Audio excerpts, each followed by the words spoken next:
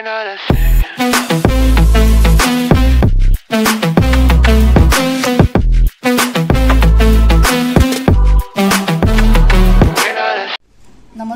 मी मंदाच्या रसोईमध्ये तुम्हा सर्वांचं स्वागत। आज आपण करणार आहोत चिकनचे असे क्रिस्पी बॉल। तर बघा साहित्यामध्ये तुम्हाला सांगते, चिकन मी एवढंच घेतलेलं आहे, अर्धा पाव। चिकन कोणतं घ्यायचं, नरम वालं घ्यायचं हा। आणि अर्धा पावच्या हिशोबाने बघा मी इथे थोडंसं जिरं घेतलेलं आहे, म्हणजे अर्धा चमचा।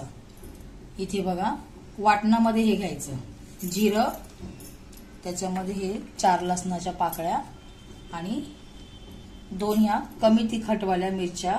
जर तुमच्याकडे कमी तिखटवाल्या मिरच्या नसतील तर तुम्ही 3-4 अशा, तुमच्या तिखटाच्या खाण्यावरती डिपेंड आहे की तुम्हाला किती तिखट घ्यायचं त्याच्यावरती। तर बघा बाळ आमचं जास्त तिखट खात नाही, ह्या कमी तिखटाच्या मी 2च मिरच्या घेतलेल्या आहेत। त्याचबरोबर ही थोडीशी कोथिंबीर। आता हे पूर्ण मी चिकन मध्ये हे वाटून घेणार आहे। वाटणामध्ये फक्त हे चिकन वाटायचं, कोथिंबीर, जिरं, लसूण आणि मिरची। आता आपण हे वाटून घेऊया। अगं मम्मी, हा कांदा हा नंतर टाकायचा। ठीक आहे, बरं चला आता वाटून घेऊया। आता बघा हे मिक्सरचं भांडं आहे, ह्याच्यामध्ये ह्या मिरच्या कट करून घ्यायच्या।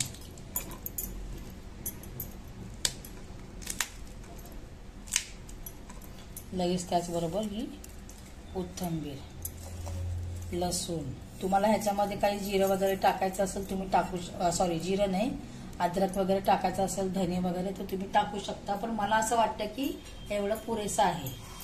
आता याच्याबरोबर लगेच हे मी चिकन हे अगोदरच धुवून घेतलेलं, हे पण लगेच ह्याच्यामध्ये टाकून घेते आणि मिक्सरला वाटून घेते। आता बघा मी हे वाटून घेतलेलं आहे सगळं। आता हे ह्याच्यामध्ये मी असं काढून घेते।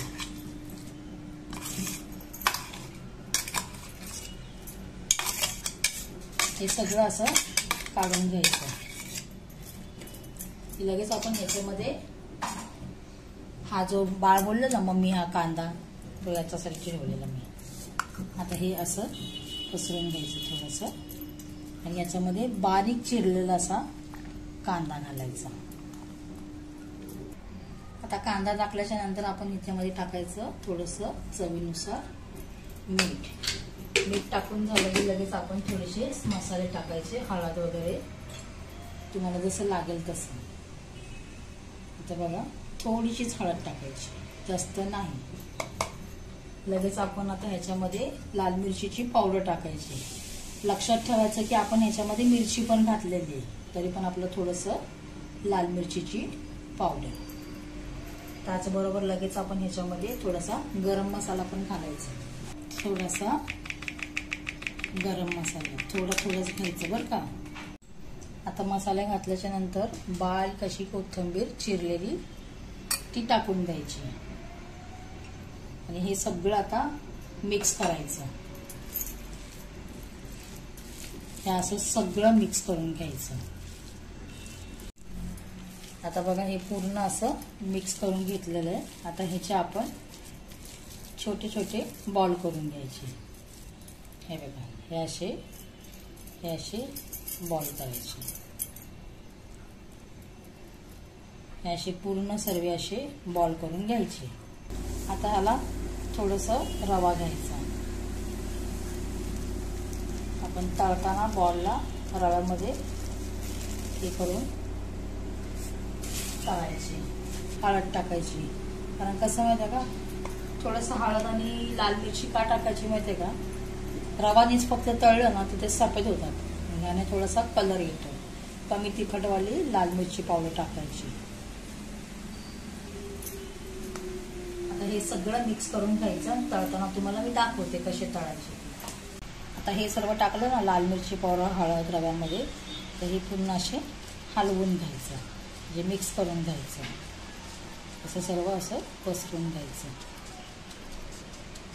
एकीकडे बघा तेल गरम करत ठेवलेलं मी आहे। तेल नेहमी आहे ना कमीच घ्यायचं। घरातल्या घरात जर करायचं असेल तर तेल जास्त घ्यायचं नाही, आपण घरात तर करून खाणार आहे। म्हणून कसं माहितीये का, मग ते नॉनव्हेजचं तेल जर राहतच बघा, तळल्याचा प्रकार असतो ना आपण, त्याच्यामधलं नॉनव्हेजचं तेल राहतं, मग ते परत प्रश्न पडतो जेव्हा नॉनव्हेज करू तेव्हाच हे वापरणार, व्हेजमध्ये तर आपण घालू शकत नाही, म्हणून थोडंसंच तेल घ्यायचं.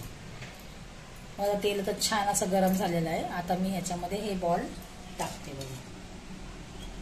आता हे बॉल आहे ना परत असे हे करायचे हाताने आणि मग रवा लावून घ्यायचा बघा.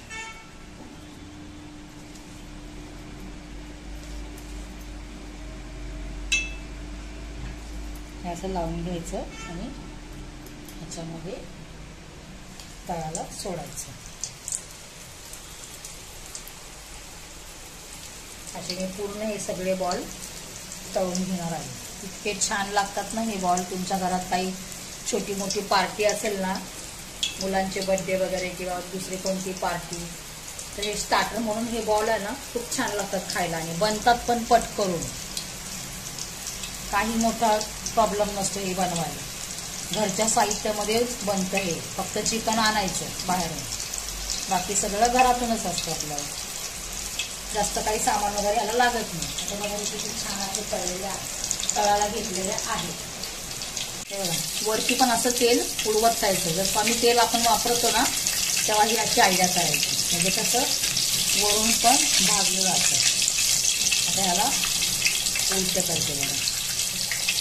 चिकन तळताना, हे बॉल तळताना पहिल्यांदा तेल आहे ना खूप गरम करून घ्यायचं आणि नंतर गॅस कमी करायचा, कारण आतमध्ये चिकन आहे ना ते शिजलं पाहिजे.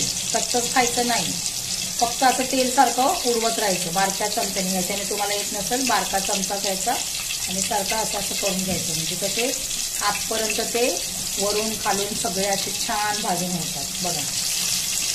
असे मी सगळे बॉल भाजून घेणार.